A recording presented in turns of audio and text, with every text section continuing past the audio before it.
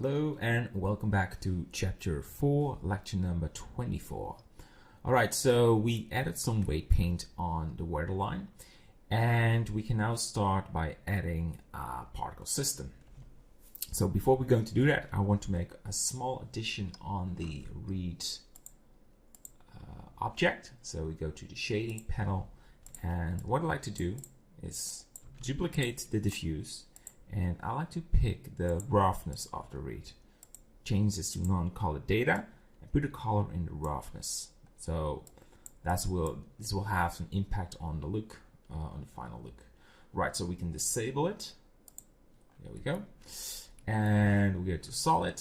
And I also want to make a small adjustment on the weight layer, weight paint, to add some reed over there.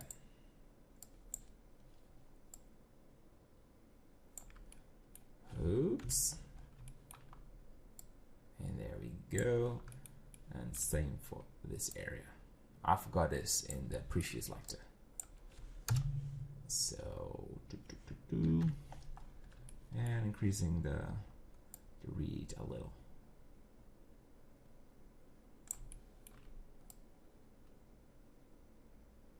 All right. So we continue by left click on the water plane. We go to particle system, click plus. We change the default name to reed and particle name to reed, and we switch from emitter to hair. We go to advance and we leave the number for now for 1,000, but we will increase this to like 18 or 20,000. All right, but first we go to render and change path to collection, and instance collection will be the reed. There we go.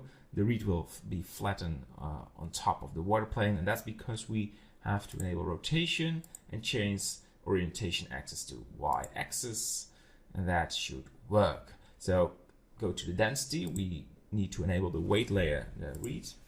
There we go. And I would like to change the randomness a little bit, 0.1. So they are slightly rotated. And same for the randomized phase, something between 0.1 and 0.05, well, like 0.05, just slightly. All right. So you can see the reed is now visible.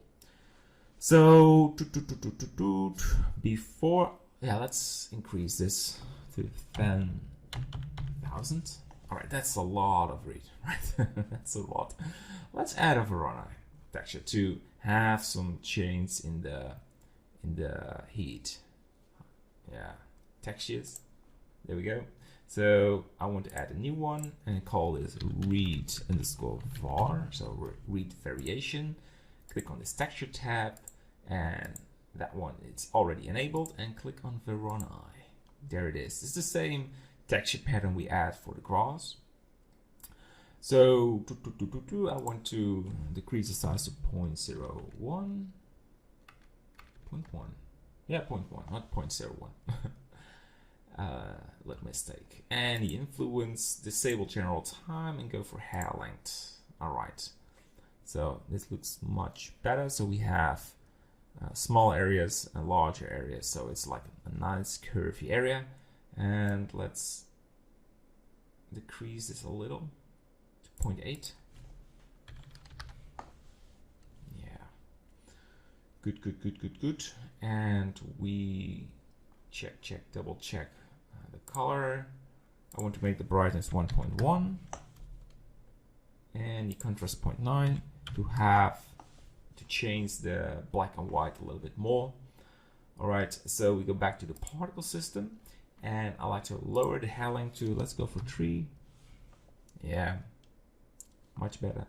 And let's change the scale randomness. So you have, if you have a reed object and you add this one in the particle system, you want to have different sizes. Also the same like the grass, and you can do that by changing the scale randomness. So it will have impact on the looks. So 0.4 will do. And I think we have to increase the amount of 15,000. All right. Good. So we have a lot of read. And I think we can remove the weight paint over there in the distance. So we have some more in the front. So we go to this tool set and show the color. Well, I think it's just this area. But yeah, great. So it's a nice improvement. So why should you have read if it is not in the viewport? I have some issues with the read over there, so it's slightly visible. So what we can do to fix that is, and I think we also have to make it look random. So left click on the plane, go to the particle system, and change the source to random. Right. Good. So disable the view, and I like to lower some of these, and proportional editing needs to be enabled, and just lower the landscape a little. It's a quick way of fixing the look. Same for the background canal. Just lower and we can also make some little hills. Same for but small ones.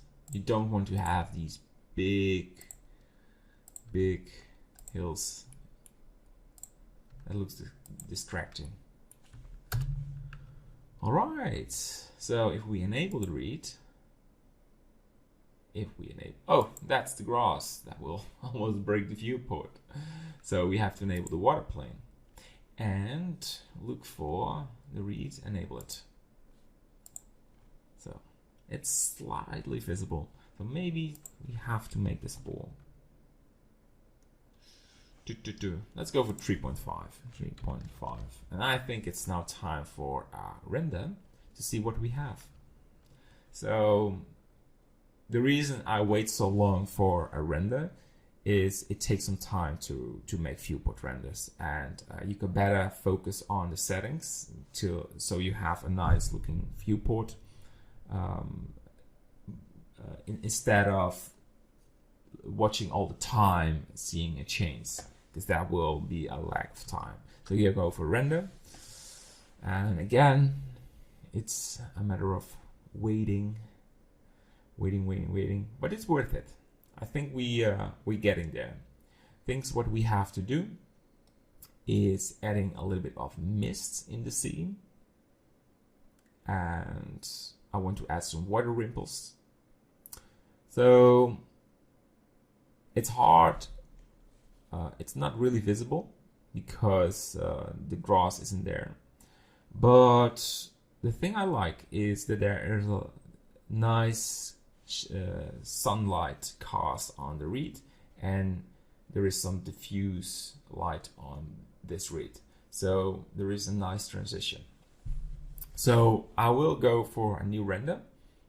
So I go to solid, left click on the camera, and I like to lower it a little bit. Something like this. And let's go for 12,000. All right. Good. So check, double check. If everything is good. Right.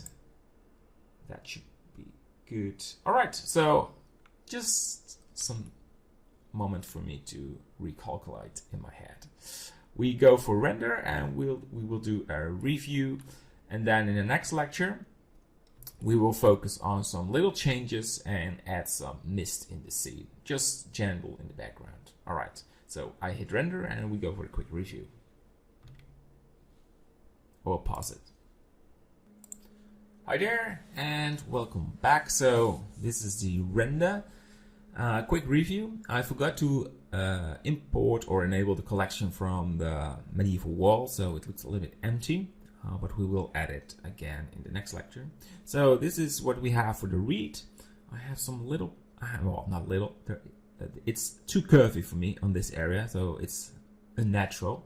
But in the end, I like the results. So maybe we have to lower it a little bit, but because it looks a little bit like too much. Like there's like the word confusing or blurry. I don't know. It's this area doesn't look really good, and this area is too curvy to me. So, having said, I like to add a little bit of mist, so the transition between the background and the sky will be more smooth. And we're going to add some water ripples and maybe changing the composition, but we're almost there with the scene. So we're doing well. We only need to fine-tune it a little bit more. But look at that, what we have. It's good, right? We're getting there. So stay tuned and go to the next lecture. Bye-bye.